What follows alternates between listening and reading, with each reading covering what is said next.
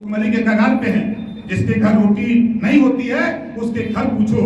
मैं गरीबी को झेला हूं, इस नाते साथियों उस गरीबी के दर्द को मैं समझता हूं। काश 1 महीना पहले मिल गया होता विभाग तो आज आपको ये कहना नहीं पड़ता।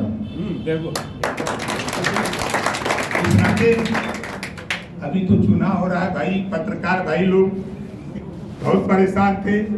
आप धैर्य को 7 दिन का टाइम दिया हूं और चुनाव अभी यहाँ आपके आने के पहले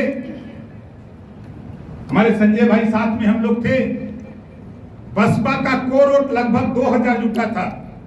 125 प्रधान थे, 4 प्रमुख थे और लोगों ने कहा है कि नेताजी आप पर हम लोगों का विश्वास है, बसपा का जो उम्मीदवार उस पर विश्वास नहीं है, हम आपको वोट देकर के अपना वोट जितवा के दिखाएंगे।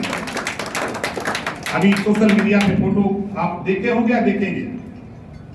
वहां से आने के बाद जब यहाँ मैं आया तो रास्ते में हम लोग चर्चा कर रहे थे।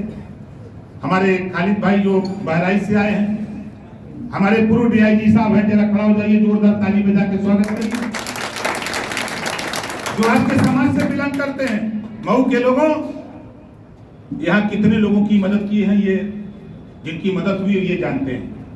उस विषम परिस्थिति में कोई नहीं खड़ा हुआ, कोई नहीं मदद कर सकता था, लेकिन पावर आपके पास था। उस पावर के दम पर आपके तमाम लोगों की मदद अगर कोई किया तो डीआईजी साहब ने किया। इनके चाहने वाले हैं यहाँ मऊ में लाखों लोग हैं। इस नाते चुनौती मैंने दिया है कि काम तो हमने सही कर दिया है। आपके बगल में सपा के नेता बैठे, सपा के ना है, चेहरा हमको भूल रहा है। वो नहीं सुनने, आपके चेहरे से मिलता गया। कल वो खड़ा होकर के बोला कि मैं सपा का नेता हूं लेकिन छड़ी पर उड़ दूंगा। कल की मीटिंग में वो ये खड़ा होकर बोला कि मैं सपा का नेता हूं लेकिन छड़ी पर उड़ दूंगा। कौन के लिए दूंगा? अपने बच्चों के लिए दूंगा, अपने बच्चों के भविष्य को सुधारने के लिए हम छड़ी पर उड़ दे करके हम अर्जुन को जिता के भेजेंगे। हमने कहा क्यों, क्या उम्मीद है? कहीं आप मंत्री हो भाई हमारे विभाग के और आप ही का बेटा चुनाव लड़ रहा है तो शेर का बच्चा तो शेर ही होगा ना।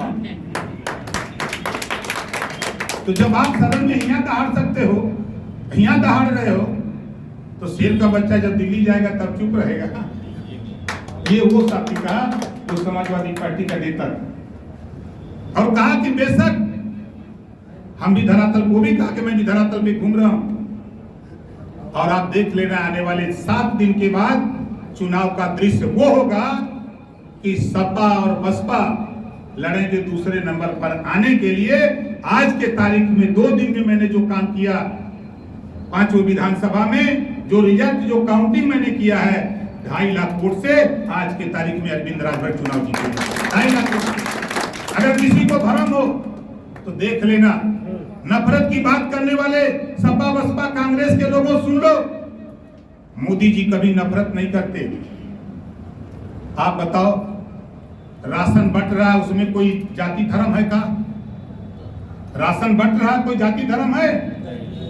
5 लाख गरीबों के इलाज के लिए आयुष्मान कार्ड बन रहा है, कोई जाति बंधन है का? कोई धर्म बंधन है? आवास बंट रहा है, कोई जाति बंधन है का? बन तो रहा है, शौचालय बन रहा है, कहीं जाति बंधन धर्म बंधन है का? ये तो भ्रामक प्रचार किया जा रहा है।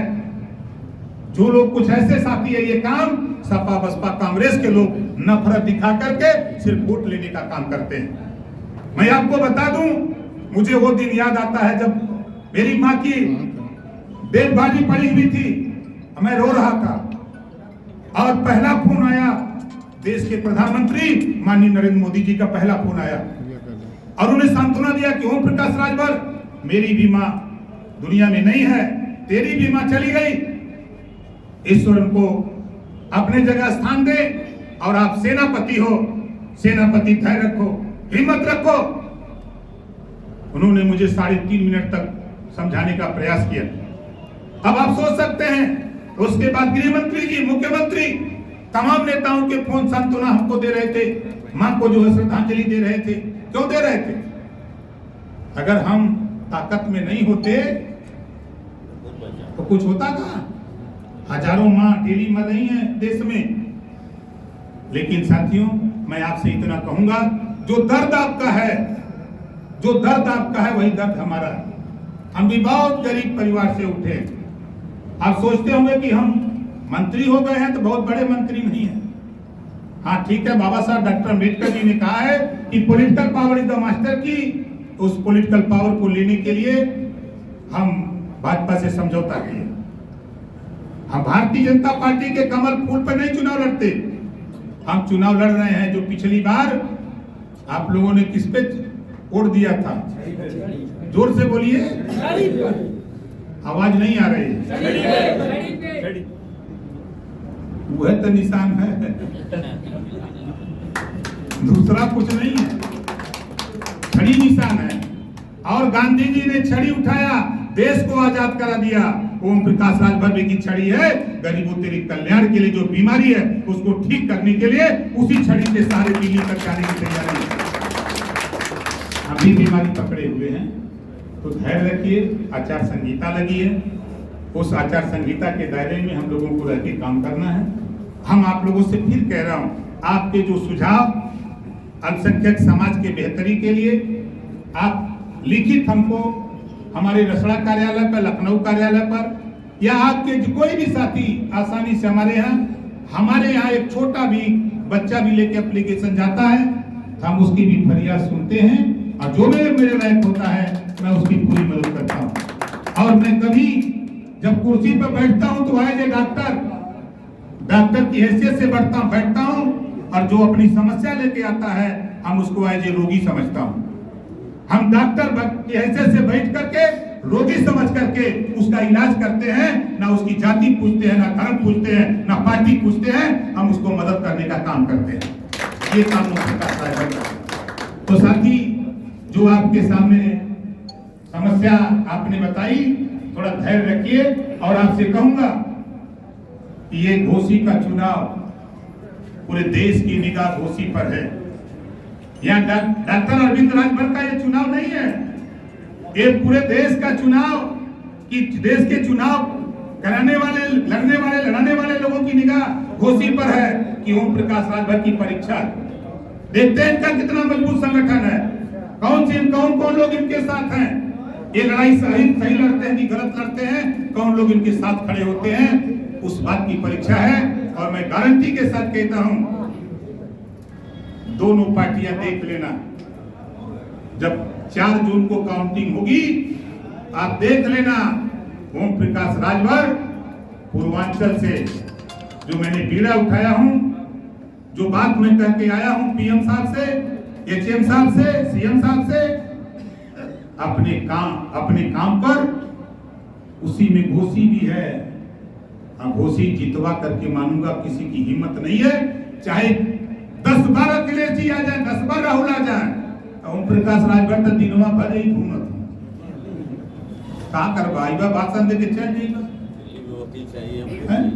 हम तो इस नाते कह रहा हूं कि आपकी समस्या के लिए दिल्ली में हम वकील पैदा कर रहे हैं ताकि वहां वकालत कर सके। यहाँ हम वकील हैं आपके, चुनाव के बाद वकालत करेंगे, तो दिल्ली में भी चुनाव के बाद वकालत एक डॉक्टर भेज रहा हूं जो सर्जन है, खड़ा होगा सदन में तो शेर का बच्चा अपना दहाड़ेगा और शेर की तरह ललकारेगा और कहेगा कि भाई ये समस्या है, इसका समाधान करें। तो बहुत कुछ नहीं, हम इतना कि हमारे पत्रकार भाई लोग बहुत परेशान थे, हम जब नहीं थे यहाँ, ये लोग कहते थे कि नेताजी जल्दी आइए, हमके धैर्य रखिए, हम आ रहे। आज अभी देखिएगा, कल टेम्परेचर चढ़ जाएगा 60 डिग्री तक। पता ही चढ़ जाएगा कि नहीं चढ़ जाएगा?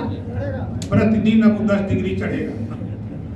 चुनाव का टेम्परेचर वो चढ़ेगा और विरोधी भागेगा, पता नहीं लगेगा, देख लेना। अभी तो हम शुरुआत किए हैं, पहला काम हम लोग शुरू किए हैं। अभी तो 3 जगह चाय पिए हैं, 3 जगह खाली चाय पिए। इतना में लखनऊ दिल्ली तक परेशानी सबको हो गई है। हम तो 2 लाइन का दोहा बनाए हैं भैया कि बनत रही तब बनत रही, अब न बनी हमरे तोहरे, रंज रात है खुशी रात तू अपने घरे हम। सीधी सी बात। तो बहुत कुछ नहीं, टाइम इजाजत नहीं है, धीरे धीरे 8 बजने वाला है और नमाज का भी टाइम हो रहा है। हम अपनी वाणी को ही विराम देता हूँ। जय भीम, जय भारत, खुदा हाफिज।